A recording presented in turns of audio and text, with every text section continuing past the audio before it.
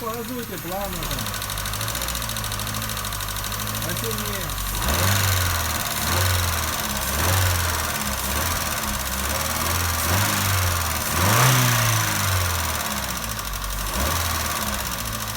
Ну хватит.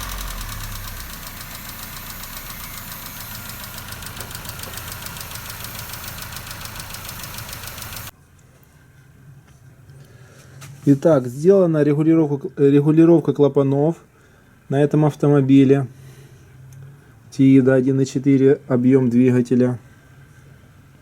И вот видно, что в основном я регулировал выпускные клапана. Зазор был больше 50, 43, 40, 40.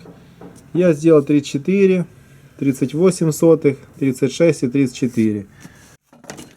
Суть регулировки состояла в том, чтобы поменять толкатели клапанов на более толстые. Вот самый изношенный, можете увидеть, насколько он изношенный. То есть вот этот пятак внутри, он очень сильно продавлен. Толкатели поменены, в данном случае 4 штуки. И вот можно теперь послушать, как будет работать двигатель.